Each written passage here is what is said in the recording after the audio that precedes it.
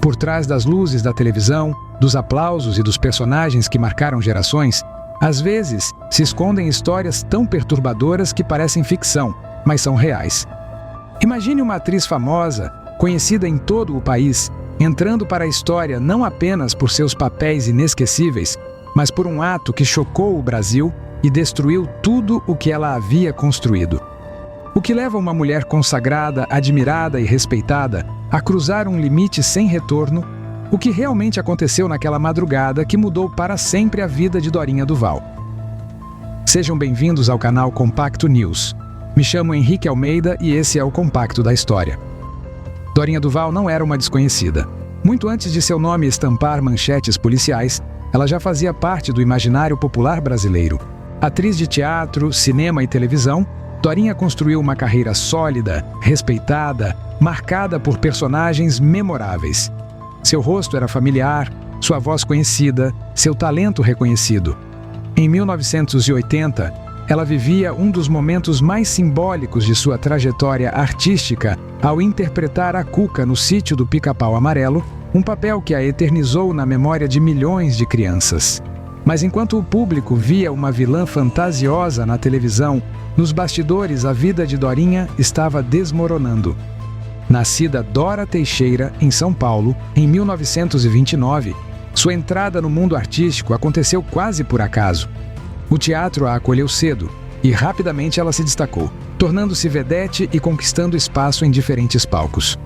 Vieram os filmes como As Aventuras de Pedro Malas Artes com Mazzaropi, em 1960, e O Homem que Roubou a Copa do Mundo de 61, com Ronald Golias e Grande Otelo. Em 69, Dorinha iniciou com seus trabalhos em novelas, ela atuou em mais de 15 delas. Entre elas estão Irmãos Coragem, Selva de Pedra e O Bem Amado. Também fez programas como Chico City e Plantão de Polícia. Porém, por trás dessa imagem de sucesso, Dorinha carregava feridas profundas, perdas emocionais severas e uma fragilidade que poucos percebiam. Seu casamento com Daniel Filho, iniciado em 1961, parecia sólido, mas terminou após 11 anos deixando marcas profundas. Desse relacionamento, nasceu a sua única filha, a atriz e cantora Carla Daniel. O fim dessa relação foi um divisor de águas. Dorinha não lidou bem com a separação. Em uma matéria com Daniel Filho para um jornal no ano de 79, ele comentou sobre o término de seu relacionamento e falou um pouco sobre a atriz. Em suas palavras, ele disse: "Vivi 11 anos com Dorinha, uma excelente e possessiva pessoa. O abandono a atingiu como um golpe devastador. Ela mesma admitiu o desespero e a dor insuportável." Dorinha chegou a comentar esse acontecimento. Em suas palavras, ela disse: "Minhas perdas sempre foram muito sérias. Talvez por causa disso eu tenha tentado suicídio. Quando o Daniel Filho me abandonou, fiquei desesperada. Estávamos casados há 11 anos. Aquilo foi um baque." A partir dali, algo dentro dela parecia ter se quebrado definitivamente. O álcool e o cigarro passaram a fazer parte da rotina como uma tentativa desesperada de anestesiar o sofrimento. É nesse estado emocional frágil, instável e vulnerável que surge Paulo Sérgio Alcântara. Mais jovem, 16 anos mais novo que ela e corretor de imóveis distante do mundo artístico, mas rapidamente absorvido por ele graças à influência de Dorinha, que era muito querida no meio. Dorinha começou a ajudar Paulo a trabalhar com publicidade, mesmo sem possuir alguma experiência. Ela, que era amiga pessoal de Carlos Manga, conseguiu para ele um emprego na produtora do diretor no bairro de Lagoa. Em 1977, Paulo e Dorinha se casaram e foram viver, junto com a sua filha Carla, no Jardim Botânico. A diferença de idade, que para alguns parecia detalhe, começaria a se transformar em uma ferida aberta dentro da relação. O que se seguiu não foi um conto de amor, mas uma convivência marcada por brigas constantes, crises de ciúmes, insegurança e conflitos cada vez mais intensos. Paulo era viciado em jogo, e o passado de Dorinha com jogos de azar, herdado do trauma vivido com o próprio pai, tornava insuportável lidar com o vício de Paulo. Mesmo assim, ela pagava dívidas, sustentava, tentava salvar o casamento, mas nada parecia suficiente. As desconfianças cresceram, os acessos de raiva se intensificaram e a relação começou a assumir contornos perigosos. A presença de Paulo em ambientes cercados por mulheres jovens e bonitas alimentava fantasmas na mente de Dorinha. Ela se sentia descartável, envelhecida, substituível. A insegurança se transformava em obsessão, e cada discussão parecia empurrar o casal para mais perto de um desfecho trágico. Até que chegou a noite em que tudo saiu do controle. Uma noite em que palavras viraram armas, humilhações viraram gatilhos e a violência rompeu qualquer limite. Na noite de 5 de outubro de 1980, tudo o que já estava frágil se rompeu de vez. Após voltarem de um jantar dentro da casa que deveria ser um refúgio, o clima entre Dorinha e Paulo se tornou insustentável.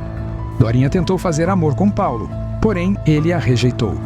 Ela insistiu, e ao continuar a rejeitando, Dorinha explodiu de raiva, o acusou de não a amar mais e por ter outras mulheres mais novas e bonitas que ela. Lembrando que ela tinha 51 anos na época e ele 35. Paulo Sérgio rebateu dizendo que tinha outras mulheres. Além disso, começou a chamá-la de velha e a humilhá-la. Ela disse a ele que faria uma plástica nos seios para voltar a ficar bonita. Porém, ele respondeu dizendo que isso não iria adiantar.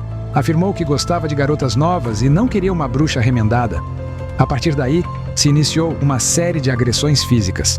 Dorinha saiu de si e avançou em Paulo lhe dando um soco. Logo ele revidou com um pontapé e a derrubou no chão. Com ela já caída, ele agrediu violentamente com chutes e socos. No meio da briga, Dorinha ameaçou se matar. Ele disse que isso seria uma ótima ideia e que a arma estava lá na gaveta. Em seguida, após ser atingida por um tapa, ela foi até a gaveta, pegou a arma e disparou 3 tiros em Paulo até o momento em que a arma engasga. Os tiros atingiram o braço, abdômen e o tórax de Paulo. Segundo um amigo do casal, a arma havia sido comprada dias antes, devido a um assalto que Paulo havia sofrido na porta de sua casa. Em estado de choque, Dorinha ligou para amigos. O corpo foi levado ao Hospital Miguel Couto, enrolado em um lençol. O revólver Taurus calibre 32 foi encontrado no quarto do casal. A tragédia estava consumada, mas o horror estava apenas começando. A investigação levantou suspeitas graves. O detetive Arruda, do 15º Departamento, disse ao Jornal do Brasil que Dorinha já teria tentado matar Paulo dias antes. A família dele negou qualquer histórico de maus tratos e falou em crime premeditado. Dorinha negou tudo. Em sua declaração, a polícia ela disse: "Nós tínhamos bons e maus momentos como qualquer casal normal. Eu amava e ainda amo. Estou sofrendo como ninguém pode imaginar." Porém, disse que fez isso por ele tê-la humilhado. Logo depois, mudou dizendo ter sido por legítima defesa. Ela também usou em sua alegação de legítima defesa alguns hematomas que tinha no corpo. Após seu depoimento dado ao juiz do primeiro tribunal do júri, o promotor José Pires Rodrigues comentou: "Ela nada esclareceu sobre o crime, disse apenas que teve uma pane e só acordou no hospital, mesmo assim conseguiu dirigir o carro."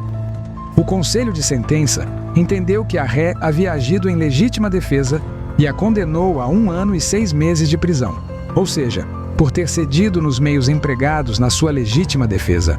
Porém, os desembargadores da Primeira Câmara Criminal do Tribunal de Justiça anularam o primeiro julgamento, ocorrido em novembro de 1983, e logo se teve outro julgamento. E em 11 de março de 1989, após a apelação da promotora, é que Dorinha Duval foi condenada a 6 anos de prisão por homicídio sem agravantes. Ela cumpriu pena no presídio Romero Neto, em Niterói, em regime semiaberto, onde o réu pode trabalhar durante o dia e deve retornar ao presídio para passar a noite. E 9 meses depois conseguiu permanecer no regime aberto. Após a prisão, Dorinha encontrou na arte uma forma de sobreviver emocionalmente. Tornou-se artista plástica, mergulhou na pintura e na escultura como um refúgio. Anos depois, publicou suas memórias autobiográficas num livro intitulado Em Busca da Luz. Na obra, ela narra como foi a experiência de ter sido violentada aos 15 anos de idade, ter sofrido um aborto e ainda se prostituído. Dorinha também relata o fatídico momento em detalhes mínimos, como ela mesma disse no capítulo 28, intitulado Paulo. Em suas palavras, ela disse: "Houve gente que achou que eu ia aproveitar esse livro para falar mal do Paulo. Isso nunca sequer me passou pela cabeça, porque eu faria isso. Para quê? O Paulo jogava, meu pai também jogava. O Paulo não era muito chegado a trabalho. A minha intenção aqui é compreender mais profundamente o fato terrível que resultou na morte dele. Ah, se eu pudesse voltar no tempo e nunca ter de repetir aqueles disparos, nunca ter que acreditar que eu seria capaz de tirar a vida de alguém, ainda mais de um amor por quem eu tinha uma paixão tão profunda." Dorinha Duval morreu aos 96 anos em 21 de maio de 2025. A causa não foi divulgada. Sua história permanece como uma das mais perturbadoras do país. Uma trajetória marcada por sucesso, dor, amor, violência e um ato irreversível. E fica a pergunta que ecoa até hoje.